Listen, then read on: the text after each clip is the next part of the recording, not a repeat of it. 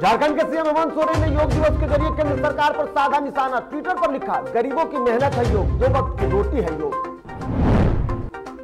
झुमरी तलैया में घर में खिलाए जा रहा दुर्लभ ब्राह्मण कमल फूल, वर्ष में मात्र एक बार खिलते हैं ये फूल। बिहार में अनलॉक 3 पर आज शाम होगी चर्चा। डिजास्टर मैनेजमेंट की बैठक के बाद हो सकता है बड़ा फैसला। और बिहार में कोरोना वैक्सीनेशन की रफ्तार हुई तेज, सीएम ने किया महाअभियान की शुरुआत।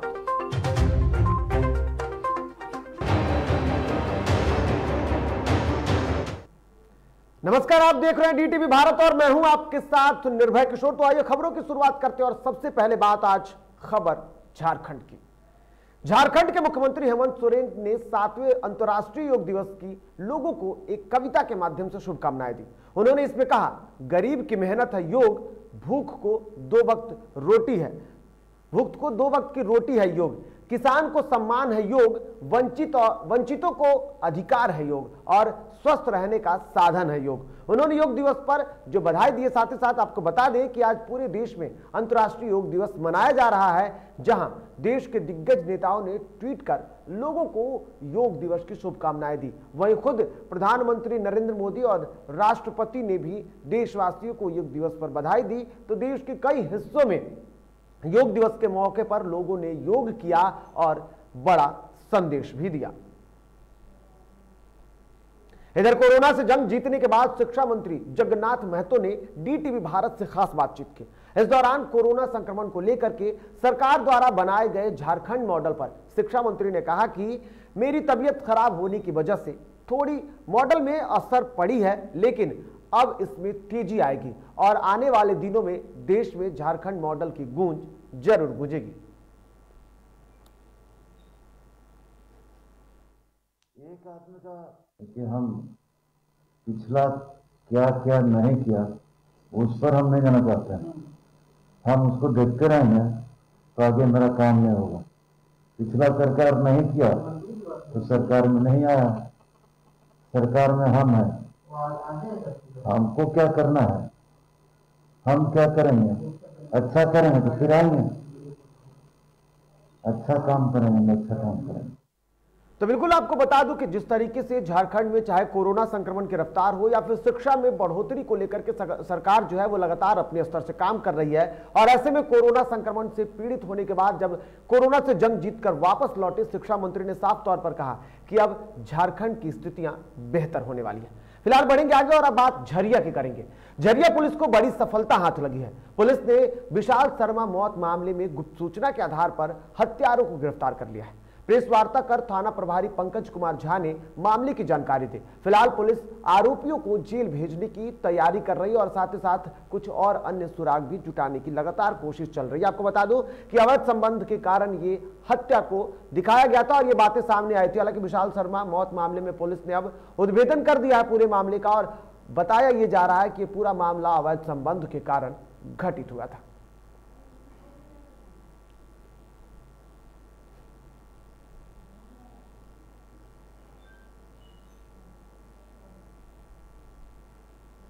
अब खबर बिहार की। अब रुख करेंगे, जिस तरीके से लगातार स्थितियां बदल रही है ऐसे में बिहार की तरफ रुख करेंगे और सबसे पहले बात मुख्यमंत्री नीतीश कुमार की। मुख्यमंत्री नीतीश कुमार ने दिल्ली में बिहार सदन का उद्घाटन किया है। आपको बता दें कि सीएम नीतीश कुमार ने भवन निर्माण विभाग के सहयोग से जुड़ी कई योजनाओं का एक साथ उद्घाटन और शिलान्यास भी किया है।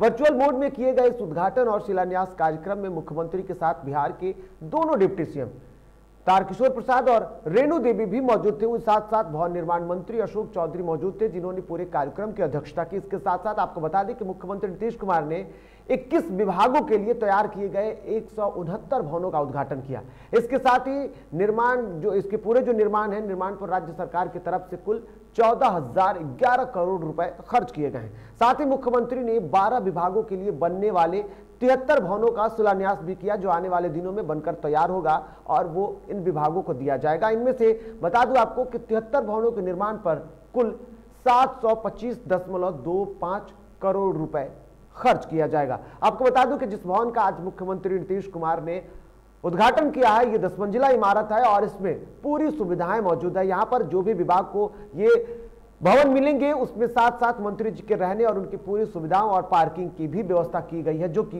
पूरी तरीके से वातानुकूलित होगी। इधर बिहार में कोरोना के कम होते मामलों के बीच कल से अनलॉक 3 की शुरुआत होगा।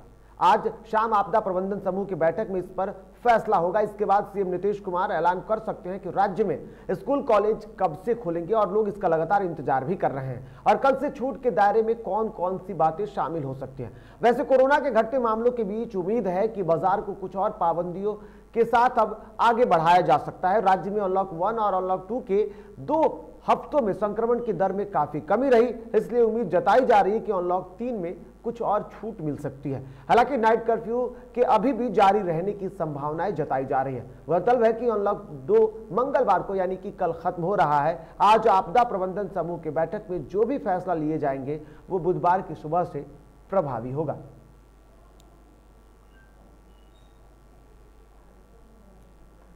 तो बिल्कुल आपको बता दूं कि फिलहाल स्कूल कॉलेज को खुलने की कोई उम्मीद नहीं दिख रही है, क्योंकि प्रदेश में जिस तरीके से कोरोना संक्रमण की रफ्तार है, हालांकि कमियां दिख रही है। और पिछले 24 घंटे के अनुसार देखें तो पिछले 24 घंटे में अब संक्रमण की रफ्तार बहुत कम हो गई है। लगभग 200 से 300 के बीच में संक्रमण की जो पहचान की गई है। हालांकि अगर बात राजधानी पटना की कर ले तो राजधानी पटना में सर्वाधिक 45 मरीजों की पुष्टि पिछले 24 घंटे में की गई है। वहीं अब सरकार इस मामले को लेकर के भी धीरे धीरे लोगों को ढील देने की कोशिश कर रही है। उम्मीद ये जताया जा रहा है कि जिस तरीके से अनलॉक 3 की प्रक्रिया की जब शुरुआत होगी तो उसमें से पार्कों को खोला जा सकता है।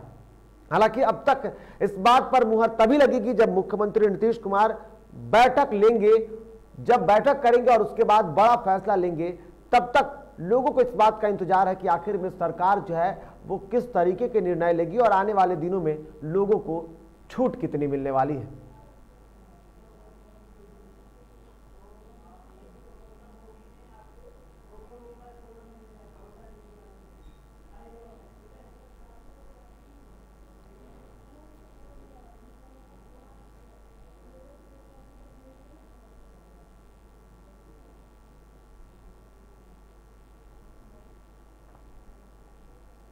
ऐसे में कोरोना संक्रमण के बीच अब बिहार में आज से टीकाकरण का महाअभियान शुरू हो गया है। अगले 6 महीने तक 6 करोड़ लोगों के टीकाकरण का लक्ष्य रखा गया है। मुख्यमंत्री नीतीश कुमार इस महाअभियान का आज उन्होंने शुभारंभ किया है। अभियान की तैयारी के लिए राज्य स्तर से सभी जिलों को निर्देश दी गई है, और इसके साथ साथ जारी किए गए जो निर्देश है उसमें हर गांव गली मोहल्लों को इस अभियान से जोड़ने की तैयारी है। 6000 से अधिक अस्थायी और अस्थायी केंद्रों पर राज्यवासियों को टीकाकरण की सुविधा उपलब्ध कराई जाएगी। इस महाअभियान के तहत 6 करोड़ लोगों को टीका देने के लक्ष्य को पाने के लिए हर दिन 3.30 लाख के करीब टीकाकरण होगा। राज्य में सघन टीकाकरण अभियान चलाने के लिए युद्ध स्तर पर तैयारी की गई है। जिला से प्रखंड तक टास्क फोर्स का गठन किया गया है, जो कि इस अभियान को तेज करने में अपना सहयोग करेंगे। आपको बता दें कि जिस तरीके से प्रदेश में कोरोना संक्रमण का खतरा फैलता जा रहा है, और ऐसे में सरकार जो है वो अब कोरोना वैक्सीनेशन की प्रक्रिया को और तेज करने की कोशिश कर रही है। और ऐसे में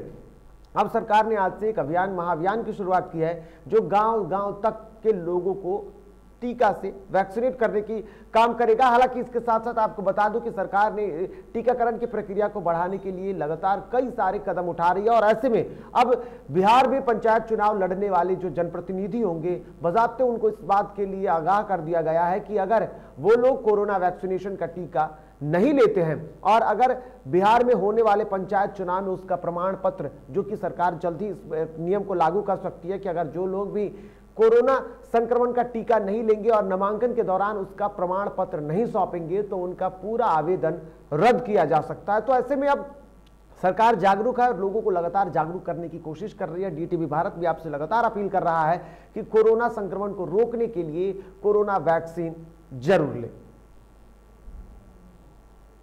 इधर पटना में वैक्सीनेशन सेंटर का निरीक्षण करने केंद्रीय मंत्री रविशंकर प्रसाद पहुंचे। बिहार में कोरोना का संक्रमण कम होने के बाद केंद्रीय मंत्री रविशंकर प्रसाद पहली बार पटना पहुंचे। रविशंकर प्रसाद ने एन कॉलेज में बने कोविड वैक्सीनेशन सेंटर का निरीक्षण किया।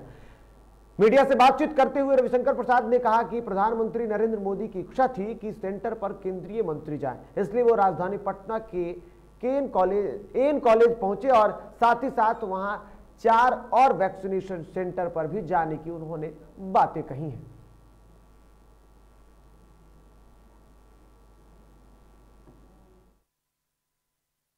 आज पूरे देश में योग दिवस के दिन ये टीका लगाने का सघन कार्यक्रम दोबारा शुरू हुआ है और हमारे प्रधानमंत्री जी की अपेक्षा थी कि हम लोग सभी भारत सरकार के मंत्रीगण स्वयं जाएं वैक्सीन सेंटर पर।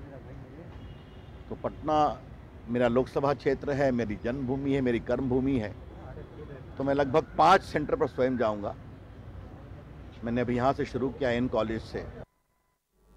इधर कोरोना से बचाव के लिए देश भर में टीकाकरण अभियान चलाया जा रहा है। बिहार सरकार के द्वारा 6 माह से 6 करोड़ को वैक्सीन देने का लक्ष्य रखा गया है, जिसका आज से शुभारंभ किया गया। इसी क्रम में नालंदा जिले के बिहार शरीफ में IMA हॉल में सुबह 9 बजे से रात्रि 9 बजे तक 12 घंटे तक टीकाकरण अभियान चलाने का कार्यक्रम प्रारंभ किया गया है। जिलाधिकारी योगेंद्र सिंह ने इस केंद्र का शुभारंभ किया। इस दौरान लोगों के बीच टीकाकरण को लेकर जागरूकता भी फैलाया।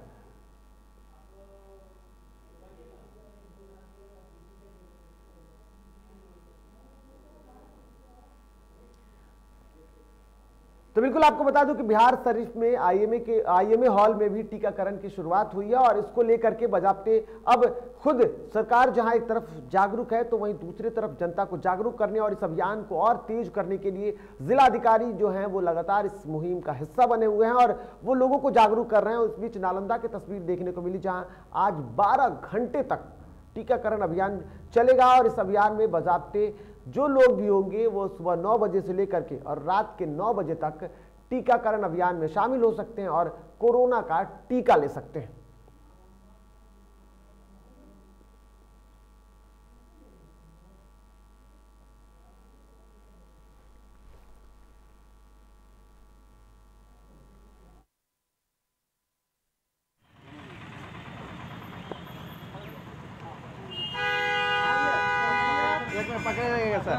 एक मिनट पकड़ेगा। ऐसे में नालंदा से हमारे साथ हमारे सहयोगी महमूद जुड़े हुए हैं। महमूद, सरकार की इस मुहिम को आगे बढ़ाने के लिए लगातार अब जिलाधिकारी भी सक्रिय दिख रहे हैं और आज IMA हॉल में बड़ी शुरुआत कही जा सकती है।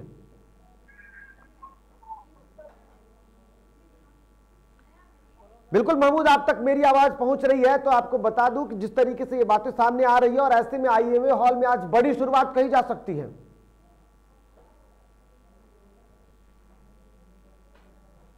तो बिल्कुल हमारे सहयोगी महमूद से हमारा संपर्क टूट चुका है, लेकिन आपको बता दूं कि बिहार शरीफ के IMA हॉल में टीकाकरण की आज से शुरुआत की गई है और साफ तौर पर इसमें जिस तरीके से DM ने इस कार्यक्रम की शुभारंभ किया है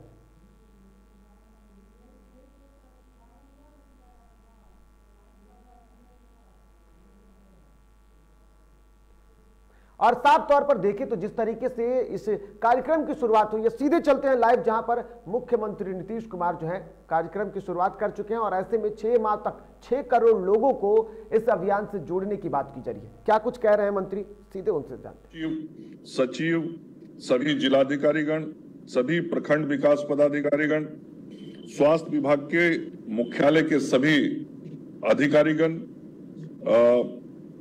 इस कार्यक्रम में जुड़े हुए विभिन्न जिलों के हमारे सभी स्वास्थ्य कर्मी और स्वास्थ्य विभाग के सभी अधिकारीगण, आज स्वास्थ्य की दृष्टि से आज का दिन बहुत ही महत्व का दिन है। एक तरफ जहां आज अंतर्राष्ट्रीय योग दिवस है, जिसमें संपूर्ण दुनिया आज योग के कार्यक्रम से एक साथ जुड़ा है भारत के साथ, वहीं दूसरी तरफ कोरोना की समाप्ति के लिए भी आज का दिन बहुत ही विशेष दिन है। आज पूरे देश में 2 अभियान शुरू हुआ है। एक तरफ जहां बिहार में आज हम सब लोग अपने माननीय मुख्यमंत्री जी की उपस्थिति में एक बड़े महाअभियान की शुरुआत कर रहे हैं, 6 माह में 6 करोड़ लोगों को टीका देने का। वहीं दूसरी तरफ आज देश में भी एक बड़ा अभियान शुरू हुआ है। आदरणीय प्रधानमंत्री जी के द्वारा 21 अप्रैल से देश में सभी वयस्क लोगों को मुफ्त में टीका भारत की सरकार के द्वारा दिया जा रहा है।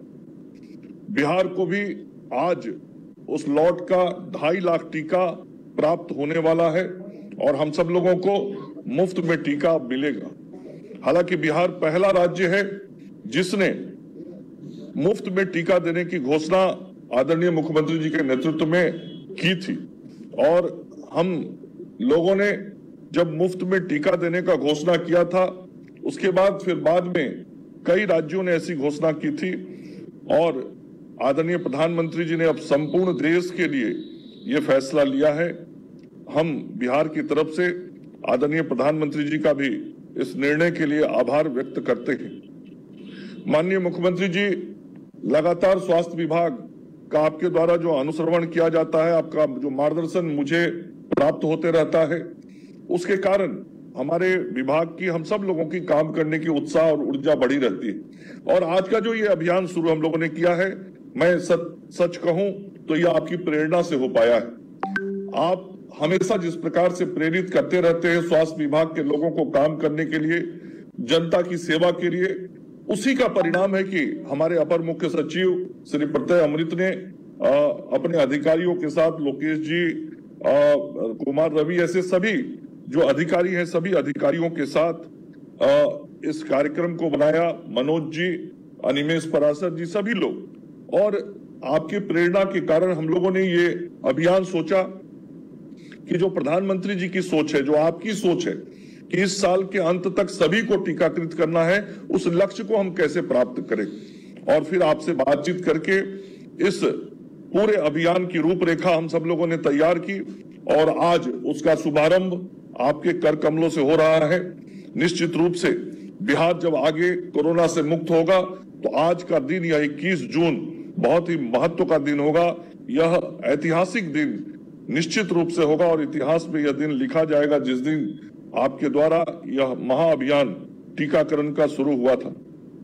माननीय मुख्यमंत्री जी, राज्य में लगभग 7.25 करोड़ लोगों को टीका दिया जाना है और 7.25 करोड़ लोगों में से, जैसा प्रत्यय जी ने कहा, 1 जुलाई से यह अभियान पूरा गति ले लेगा। ऐसे आज जब आपके द्वारा इसकी विधिवत शुरुआत की जा रही है तो हम सब लोग लगातार इस अभियान को गति देने में अभी से ही लग जाएंगे और जो आगे की योजना है उसको हम लोगों ने बहुत माइन्यूटली बनाया है, क्योंकि कुछ जिलों में बाढ़ का प्रभाव हो सकता है और जब पूरी यह रूपरेखा बनी है तो इस रूपरेखा में इस बात का हम लोगों ने ध्यान रखा है कि जो जिले, जो प्रखंड बाढ़ से प्रभावित होंगे, उन क्षेत्रों में भी किस प्रकार से हम इस टीकाकरण के कार्यक्रम को लगातार चलाते रहेंगे, चाहे वो बोट एम्बुलेंस हो, चलंत अस्पताल हो या हमारे जो एएनएम की बहनें हैं उन लोगों के माध्यम से, इन सारे अभियान को हम लगातार उन क्षेत्रों में भी अनवरत चलाते रहेंगे। इसकी विशेष योजना बनी है।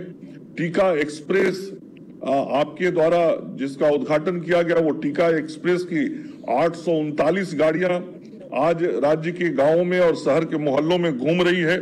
इसके अलावा टीका साला चल रहा है और आपका बराबर जो निर्देश रहता है कि जांच बढ़ना चाहिए, तो हम जांच में भी तेजी ला रहे हैं। नए नए RT-PCR लैब अब विभिन्न जिलों में खोले जा रहे हैं। माननीय मुख्यमंत्री जी, आज की जो पॉजिटिविटी रेट है वो केवल 0.3% है, जो देश के कई राज्यों में से न्यूनतम है और हमारी रिकवरी रेट भी 98.23 है, जो देश के कुछ राज्यों में सर्वाधिक है, उसमें से एक है। और कुल एक्टिव केस की संख्या में हमारा राज्य बिहार आज 21वें स्थान पर है। मतलब देश के 20 राज्यों में हमारे राज्य से अधिक पॉजिटिव केसेज हैं।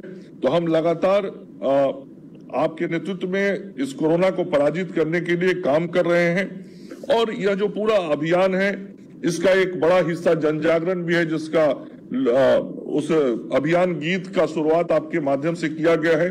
आगे हम सब लोग विभिन्न तरीके से जन जागरण का कार्यक्रम चलाते रहेंगे ताकि इस कोरोना के अभियान को गति मिले। इसमें सभी जनप्रतिनिधियों का और अधिकारियों का सहयोग हम सब लोग को चाहिए होगा।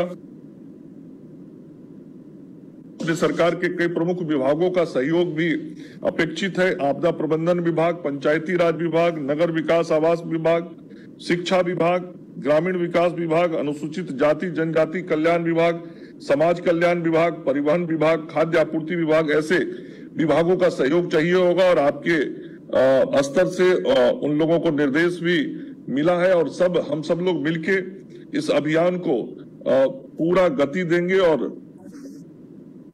हम सब लोग लक्ष्य तक पहुंचेंगे।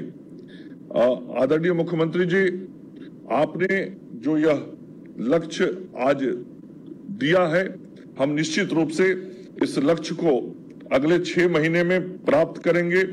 6 करोड़ लोगों को टीका देंगे ताकि इस साल के अंत तक कोई बिहार का वयस्क ना बचे जिसको हम टीकाकृत न किए हों। आदरणीय प्रधानमंत्री जी की जो सोच है, आपकी जो सोच है, आप दोनों हमारे नेतृत्वकर्ता हैं, आपके निर्देश पे इस काम को हम सब लोग करेंगे। अंत में इतना ही कहूंगा कि सभी के सहयोग से ये कर दिखाएगा बिहार। नमस्कार, प्रणाम।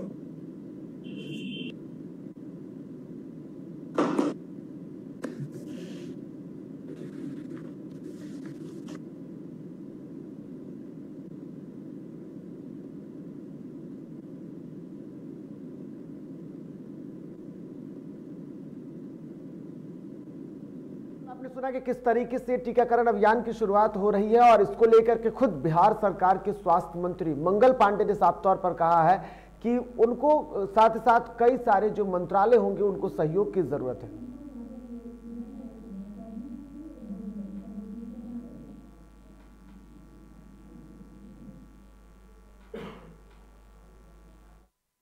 क्या हुआ?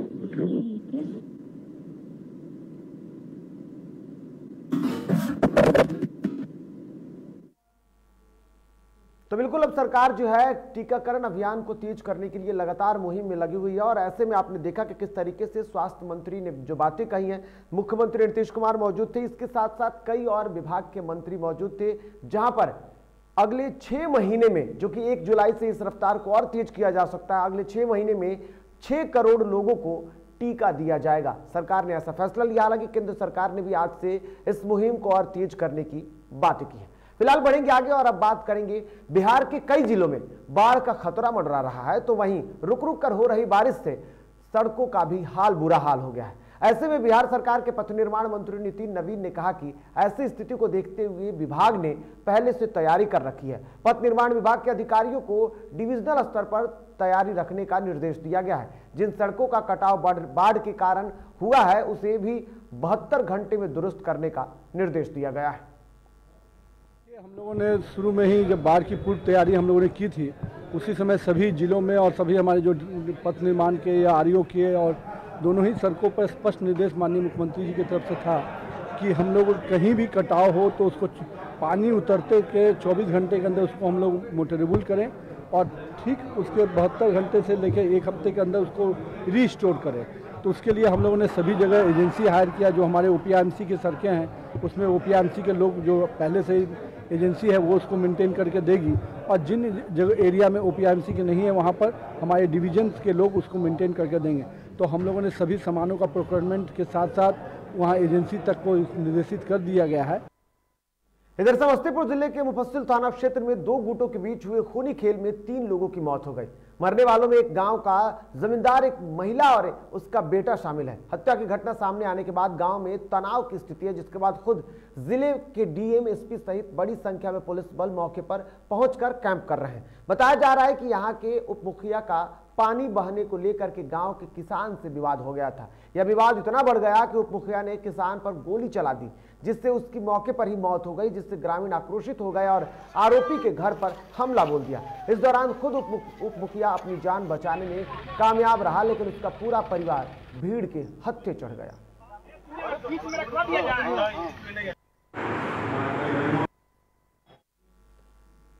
इधर कटिहार पुलिस ने सहायक अली हत्याकांड का खुलासा किया है। तीनों आरोपियों को भी पुलिस ने गिरफ्तार कर लिया है।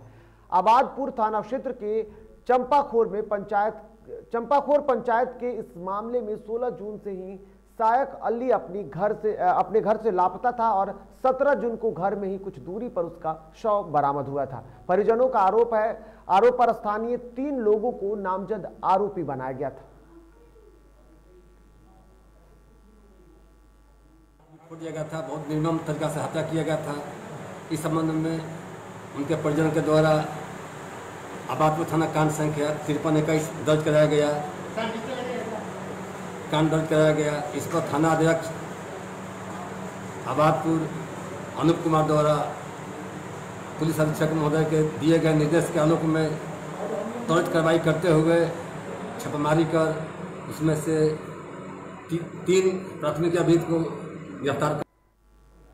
इधर बिहार शरीफ में भारतीय स्टेट बैंक पटना के प्रबंधक ब्रजेश कुमार के घर चोरों ने चोरी की घटना को अंजाम दिया है। पीड़ित के मुताबिक लगभग 6 लाख की चोरी हुई है। बता दें कि परिवार शादी समारोह में शामिल होने गया था, तभी घटना को अंजाम दिया गया है। वहीं पुलिस मामले की छानबीन में जुट गई है।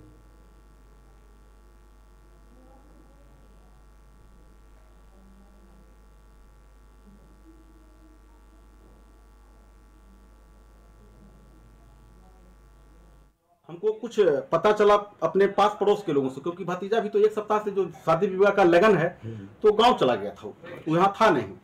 तो हमको करीब 11-12 बजे हमको किसी ने दूरभाष पर मुझे सूचना दी, हमारे पास पड़ोस के लोगों ने, कि मैनेजर साहब आपके घर में चोरी हो गई है। हमने कहा देखे हैं आप लोग? तो हाँ, ताला टूटा हुआ है, अंदर पूरा सामान छत बिछत पड़ा हुआ है, आप कहाँ हैं? मैंने उनको कहा भाई तो अभी पटना में हूँ, तो आइए। हम कि ठीक है, आने में तो हमको 1.5-2 घंटा लगेगा।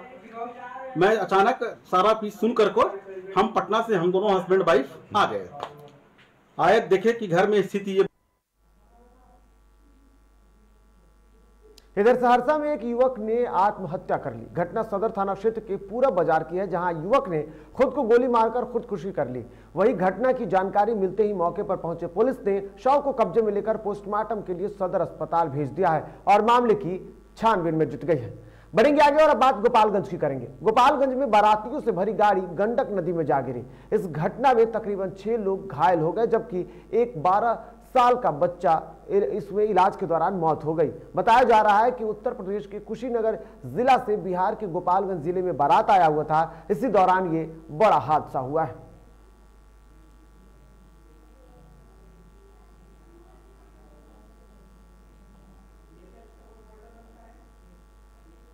तो खबरों के सफर में फिलहाल इतना ही, लेकिन ताजा तरीन खबरों के लिए आप देखते रहिए DTV भारत। फिलहाल मुझे दीजिए इजाजत। नमस्कार।